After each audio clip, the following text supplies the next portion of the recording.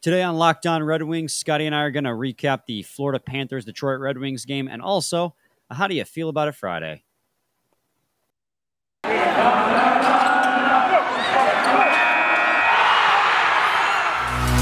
You're Locked On Red Wings, your daily podcast on the Detroit Red Wings, part of the Locked On Podcast Network, your team every day.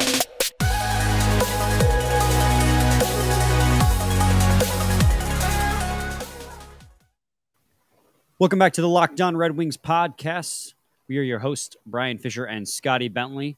Thanks for making Locked On Red Wings your first listen every single day. We are free and available wherever you get your podcasts. Oh, Scotty also hosts over at Locked On Tigers. Almost forgot to say that. I knew something was missing there in the intro, but we got it. Scotty, my man, Red Wings fall to the Panthers for the fourth time this season, this time by a score of 5-2, and that's kind of become the recurring theme between these two teams. The Red Wings only didn't give up 4 or more goals against the Panthers one time this season, and that was in their first meeting back in October when the Red Wings lost in overtime. The second game, 6-2 loss. Third game, 6-1 loss, and then last night, 5-2 loss. And I'm not that mad about it. I'm not that mad about it. How can you be? A, you're like, you haven't even come really close to beating this team all year. And B, they're on a 12-game heater. They're on a W12 now. Like, what? Okay, cool. Like, we lost to a team that no one in the league can beat, and we're like a bottom 8 record in the NHL. Sounds about right. Like, I'm not sure how you really can be too upset. I think this is a game that it's the end of the season. You look for individual performances to build on, and you call it a day. They're quite literally probably, if not the best, one of the best teams. They're up there in the upper echelon with teams like Toronto. They're up. I mean, they got a better record than Toronto. Presidents, yeah. Yeah, they might be. They're probably going to win the division here. I think they're waiting to see what Toronto does in tonight's game. I don't know the final East, of that, but the whole East for the postseason might all have 100 points. It's ridiculous. How insane is that? We should do a postseason show. Like, just have a show where we just talk about the playoffs when the Wings are, like, doing nothing. I'm down with that. Every single team in the East, it's not official, but, like, there's a very real possibility that every single playoff team in the East has 100 points. That is crazy. It's absolutely absurd. This conference and this division. I mean, the fact that this division in general is going to have 4 teams that are over 100 points this season.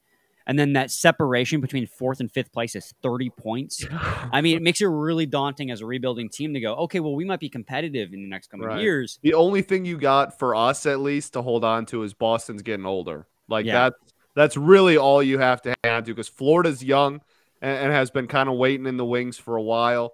I mean, Toronto and Tampa are both young still. Yeah, Toronto and Tampa are both, like, hitting their stride and like, peaking. Really, all you have to look at is like, oh, Boston's getting another year older, and maybe we can sneak in there in a year or two. That's pretty much all you got. Yeah, outside a monumental collapse, you're really hoping that you can sneak in a wild card if you try to become a playoff contender, because it's going to take a lot to really compete with those big dogs. But we're not really want to talk about that. That gets into a rebuild conversation. We've already done that once this week. Check out Monday's show. Yeah, Monday's episode regarding this game in particular. I can't, like I said, I can't get too upset with the performance of anyone on this team when you're playing a team like the Florida Panthers, who is just one of the top dogs in the league. In fact, I actually come away with more positives from this game than negatives, and maybe that's because, Scotty, the negatives are just so ingrained in how this team plays that I don't even really think about it anymore. I see a guy get a shot wide open from the high slot, and with a guy down low screening and the defenseman not trying to push him out of the way so Ned can see, he shoots and he scores. I don't really think anymore, those defenders, why aren't they clearing the... I just like, oh yeah, that's how we play defense. We play defense by not playing defense. So I look at that. I don't really think about it anymore. Instead, I see, oh, look at Joe Veleno on the top line, centering between Tyler Bertuzzi, who got a goal today, and Lucas Raymond. And that top line looked pretty damn dynamic. And I've really been impressed with what Joe Veleno's been able to do when he's been forced to play in a role that's, let's be honest, a little bit beyond his depth so far. Yeah, certainly above his pay grade, and he's filled it in really nicely. And it's 2 games, but he's looked really good. He's skating really well, man. That's the thing that I noticed. He's really quick. Like when he needs to be, he's a damn good skater, and I think that he has definitely impressed in the couple of games that he's been asked to go up there and be the 1C. No, I mean, like you said, there's no point in like freaking out and oh, this defense sucks. We have to get upset about it. Like we know, everybody knows. I know, your mom knows. Everybody knows. Hey, at this leave point, leave my mom's name out your does mouth. she not know that the Red Wings defense sucks? I mean, I don't talk to her about hockey that much, so. Well, I feel like she knows. I feel like she's aware, and like. And so that's like just my point is like there's no reason to get all up in arms about it at this point. So like I said at the beginning, just look for individual performances that impress you and that you can build on. Veleno certainly is one of them. Bert's closing in on 30. That'd be kind of sick. And I mean we'll get to Ned a little bit later, I'm sure, but yeah, like there was still positives to take from it. And against a team that's this good and is on and the heater that they are on right now, I'll take it, man. Well, another thing too about Joe Veleno is that if you look at today's statistics, if you were to put a y-axis for even strength expected goals against and even strength expected goals for, Joe Veleno was one of the more productive players, one of the most productive players, in fact, once you factor in time on the ice too, because I think he may have led Red Wings in time on ice. Let me just double check on that before I misspeak. He was second among forwards in time on ice because defensemen are always going to play more. So he had 19 minutes and 36 seconds time on the ice, only second towards Tyler Bertuzzi, who had 19:46. That's at all strengths considered. And he had about 5 expected goals for at even strength in this game, and he had about 4 expected goals against in this game, which, according to Evolving Hockey, had him as the most fun player to watch in this game because he was everywhere. And honestly, he really quick. He'd really yeah, good. And I'll throw that little graph up there. It's a little quick hard into to corners, understand. Man. Quick into corners when the puck was getting dumped off. He was quick into the back of the zone. Really, and it's this one on the right here. And really, honestly, Scotty, I noticed it with his zone entries. He was very dynamic and creative on his zone entries to create opportunities coming in. He entered the zone in the third period I watched, created a 3-on-2 just passing masterclass with Tyler Bertuzzi and Lucas Raymond. And I'm not saying this is going to be the norm for Joe Veleno, but this is the type of stuff you need to see from a guy when given the opportunity to step up in a role like he has been.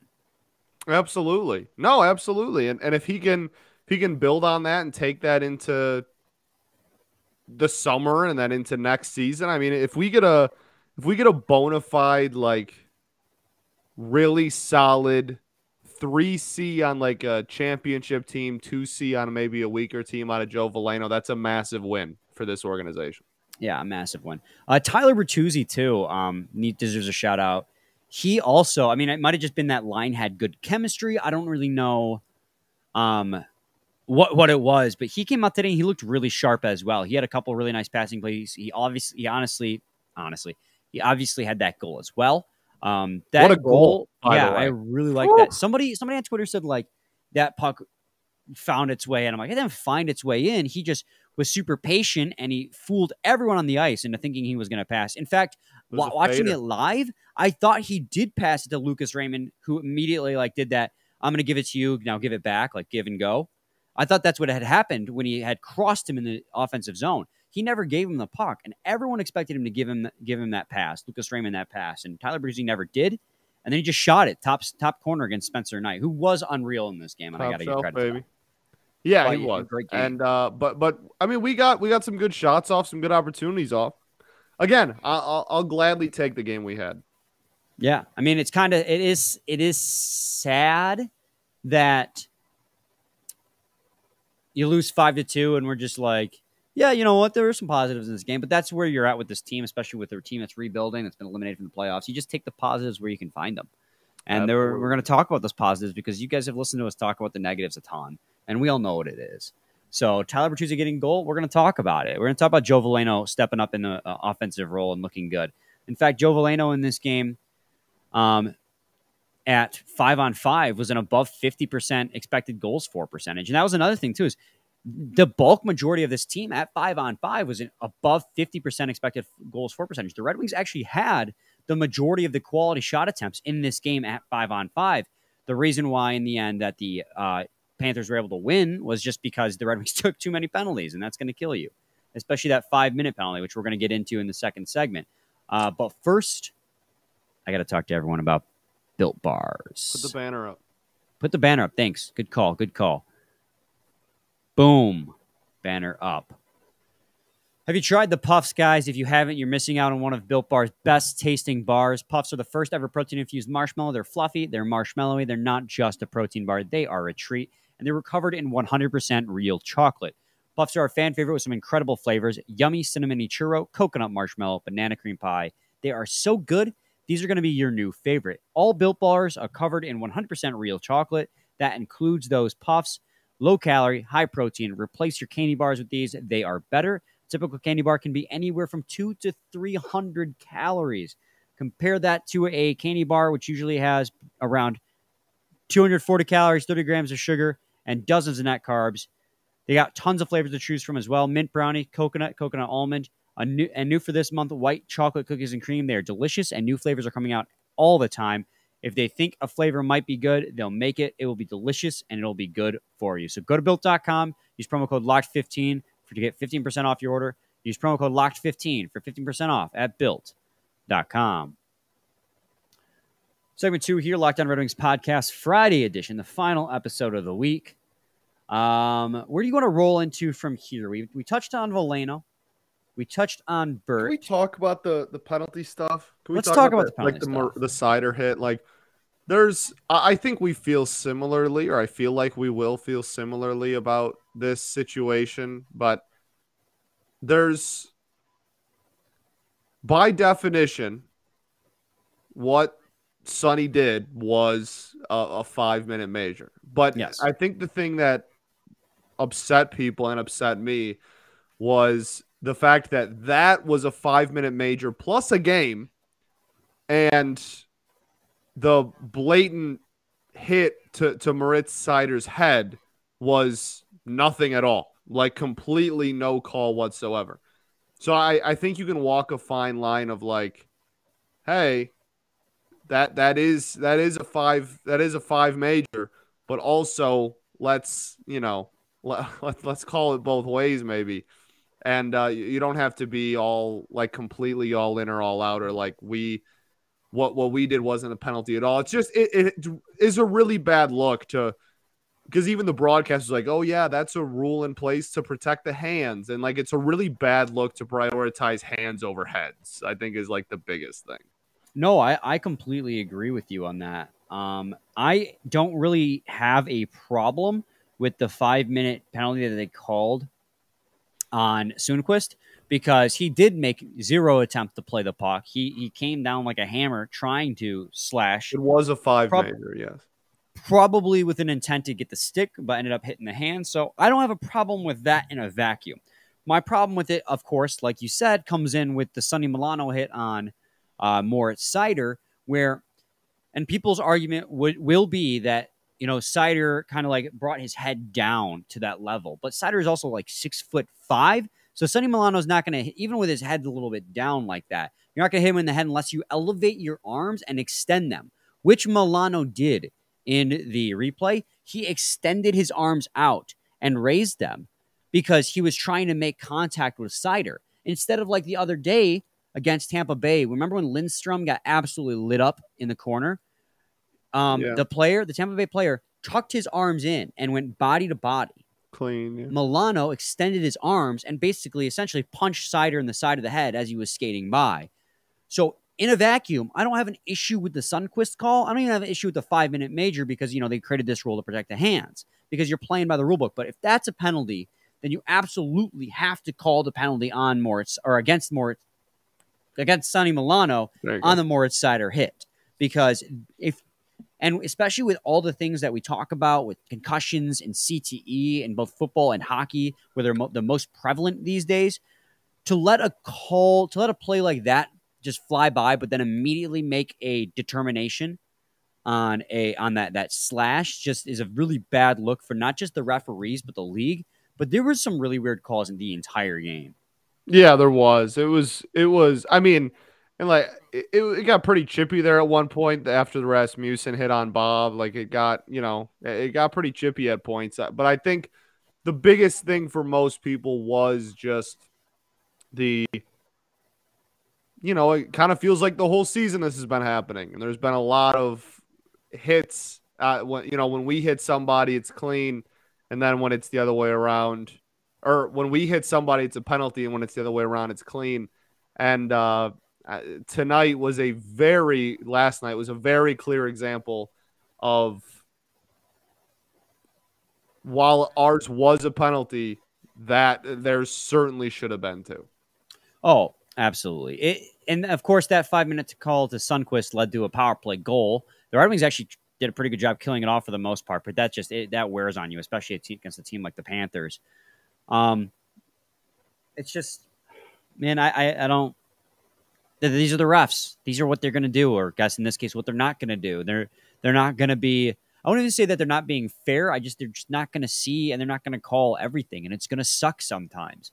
I mean, everyone always says every single year, this is the worst the reffing's ever been in every single sport. Everyone always says it every single year. Unfortunately, this is just a hand we're dealt until we go to 100% AI, umpiring and reffing, where they're going to, look at everything and everything is going to get called. Human error and is going to be part of the game, and human bias is going to be part of the game. And as much as the refs don't admit it, I'm sure each and every one of them has a bias to a degree. On tape, man. We wanted to even it out. We got that on tape, man. Yeah. So it's really frustrating. I agree, but I don't really see a point in yelling at the refs, because you got to beat the refs too. And any given game, you're not just playing against a team; you're playing against the refs too. Yeah, and that's the bad part about sports. Yeah, and I think it would be a lot different if it wasn't a headshot on our prize rookie. You know what I mean? Like, that's a lethal combo to fire some people up. So I think if it's just like a different dirty hit and everything's fine, but like that's Calder winner prize rookie, like center of the rebuild, that then left the game after the hit and wasn't on the bench either. So like I think that's just people's gripe, and I agree with it. We got lucky, in fact, that he was able to return in that game as well. Yes, because I was really worried when that hit happened. I'm not absolutely not disagreeing that call should have been made, because it was a penalty through and through, and the fact that they didn't call it was egregious. But referees suck, man, just like the Yankees do. I mean, it just sucks. Yankees suck. Great moment today at Comerica Park. Do you want to talk a little bit about Alex Nedeljkovic's performance in this one? I was not really all that impressed. Okay, also, I'm immediately going to go on a tangent before even getting your opinion. But that was their third goal, the Panthers' third goal that went in. That was just like nobody knew where the puck went. It looked like it was a failed shot or pass, and it got redirected and just kind of slowly slid in, and Nedeljkovic thought it was off to his right. What? I don't know why you're asking me. I sure. What happened? It was the bizarrest goal. So, like, Nedeljkovic earlier in the season, the worst goal of the season will always be Nedeljkovic putting in his own net by like trying to paddle it. But that was probably the most bizarre goal of the season. The puck just kind of got lost to everyone, despite it being right in their feet. Yeah, it's up there. No, yeah, that's what we've been playing with there on the back part of the team this year. Anyways, Nedeljkovic. Yes. He 815 save percentage in this game. Not ideal by any stretch of the imagination. He let 4 goals in high danger areas. He didn't really look all that great in this game. I'm not going to lie. I don't think obviously, as always, he was not helped at all by the defense in front of him. And I'm never going to fully blame Nedeljkovic for any loss. But, that's just how it's been lately. It's not on him. I mean, he's in the month of April, he's had 2 40-plus save games. So, yeah, I mean, who are we to get mad at the dude at this point? Like, this defense is an absolute train wreck. I think the thing for me is to watch just as the season winds down is it would be unbelievably impressive if he was able to have a save percentage over 900 with this defense as a rookie eligible player. I think that would be pretty remarkable, which the fact that it's remarkable is just a testament to how poor our defense was this year. But I think it would be remarkable. Yeah, as of right now, he's exactly at a 900 save percentage. And so, yeah, a few more starts in there, and I'm sure he'll bounce back after this one real quick, as he tends to do all season long. He's just been, despite the poor performance today, I'll never talk bad about Alex Nedeljkovic as far as this season goes. Even with the rough stretches that has plagued this team, he has still found a way to go out there and give it his all every single game. And with the defense in front of him, man, he's put on some unbelievable performances. Yep, absolutely. He's the dog. He's the dog. Got to talk to you guys today about BetOnline.net. BetOnline is your number one source for all your betting stats and sports info. Find all the latest sports developments, league reviews, and news, including this year's basketball playoffs and the start of the Major League Baseball season. BetOnline is your continued source for all your sport wagering information, from live betting to playoffs, esports, and more. Head to the website today or use your mobile device to learn more about the trends and action. BetOnline, where the game starts. Segment 3 here, Locked On Red Wings podcast. Just waiting for Scotty to say it. He might be waiting till the end of the podcast today. He thinks he's clever, but I see through his ruse. We're going to do a little bit of a How Do You Feel About It Friday edition here. Also, going to get a Lemon Tree update at the end. Got a review the other day, Scotty, that put in their notes. It was a positive review. Always, nice to see.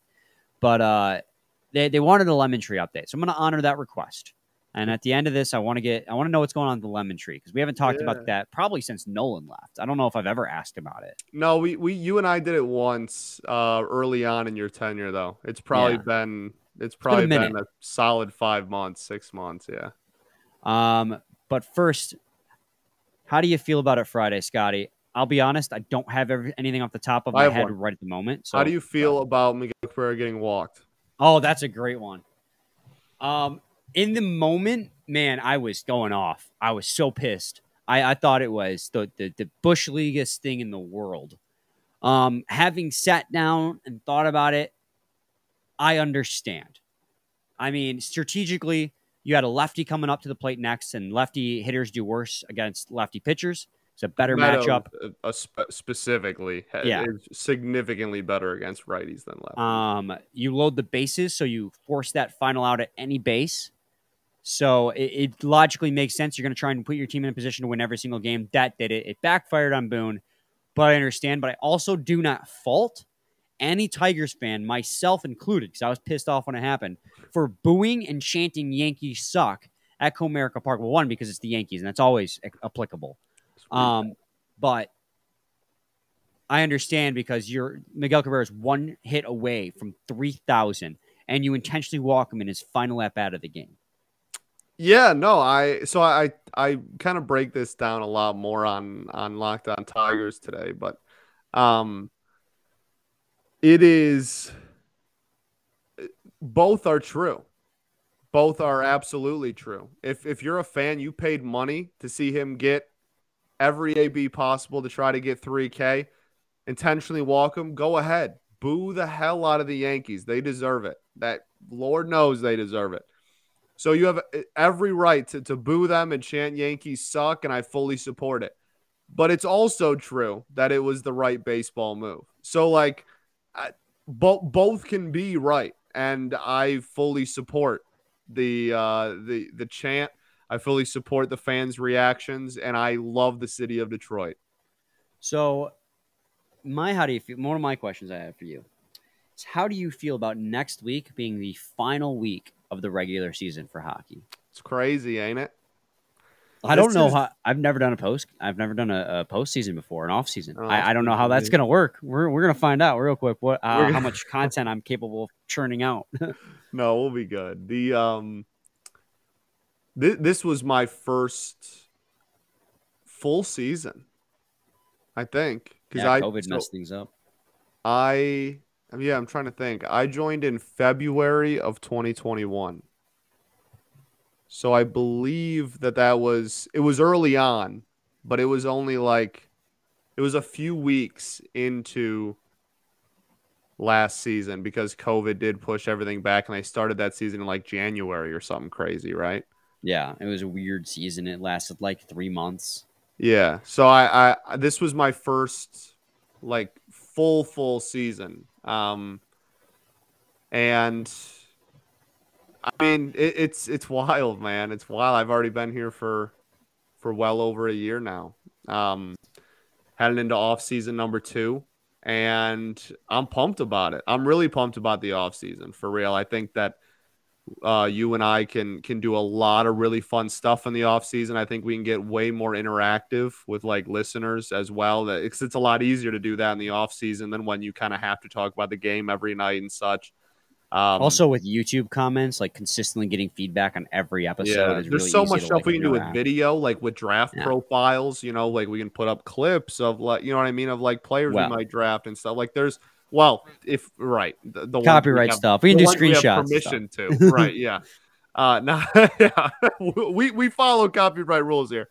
But it's just there's a lot of the regular season is fun because hockey's being played and you are talking about the game constantly, and that's awesome.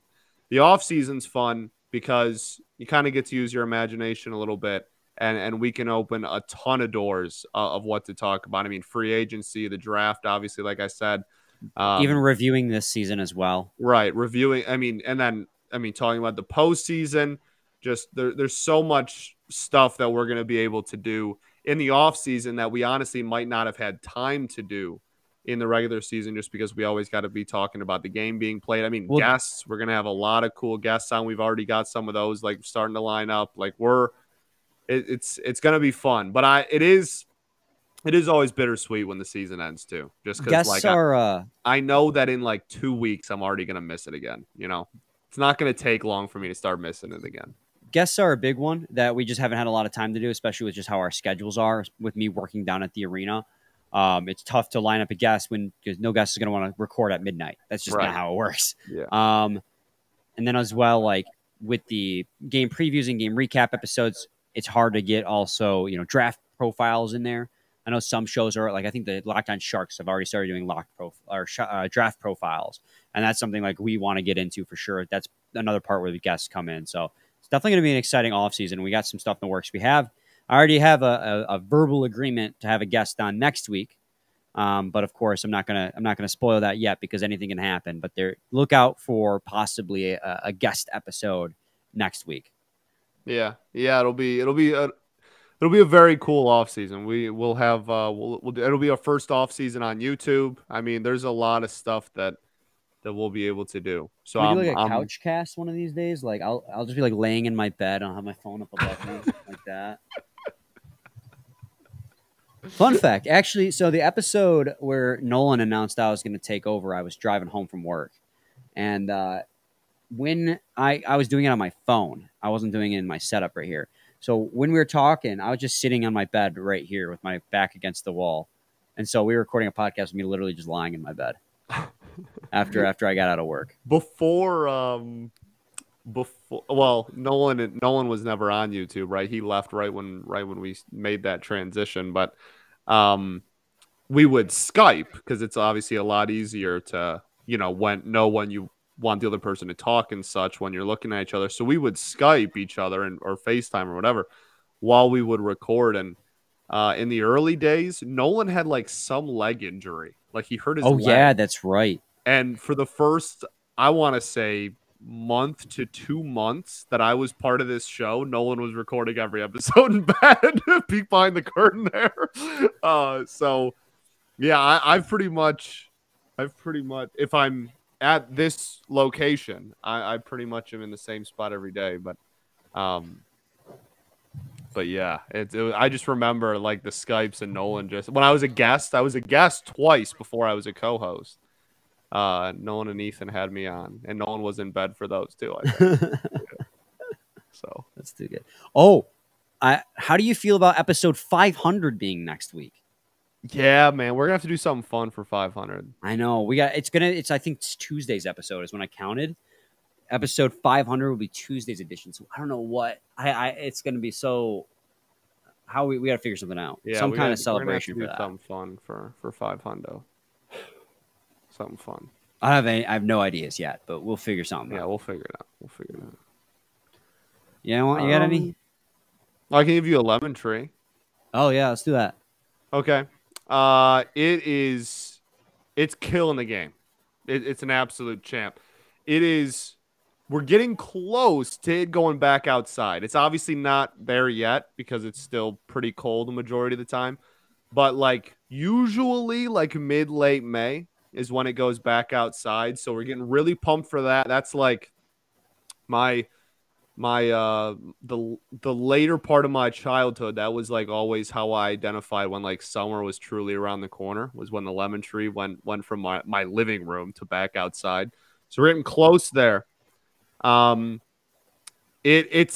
got, I want to say like 5 or 6 lemons from it. Hell yeah. I mean, we're like hold on. Entertain the people for like 2 seconds. Dylan Larkin is a hockey player.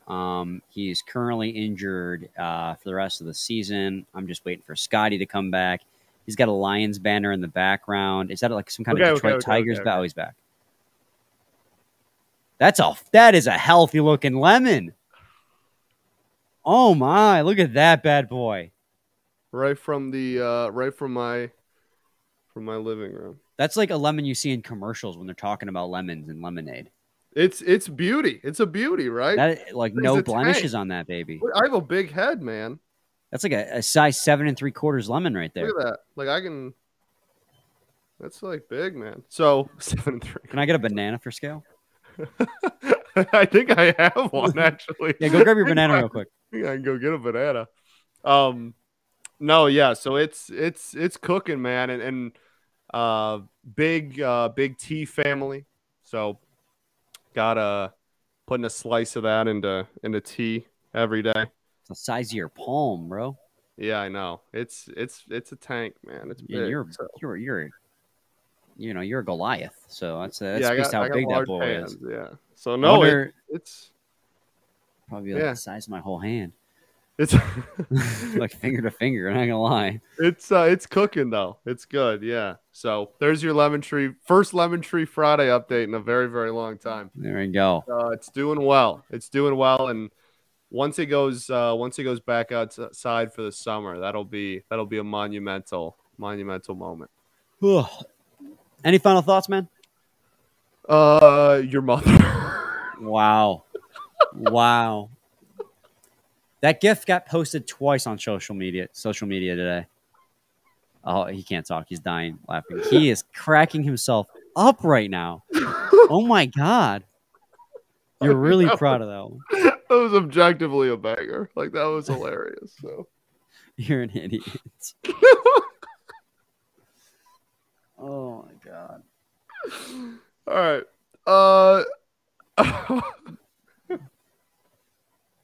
Thanks for making Locked On Red Wings your first listen every single day. Now make your second listen Locked On. There it is. Locked On. He's the funniest guy in the world to himself. Host Steel Roden and Flip Livingstone. Steel and Stone help you become the expert of your fantasy league. It's free and available wherever you get your podcasts. Have you composed yourself? Are you fine? Are you all right? I don't know if I'd use those words to describe myself very often, but yeah, I'm chilling now. Have you leveled out? Good. We ball. All right, we ball. We'll be back with a new episode on Monday.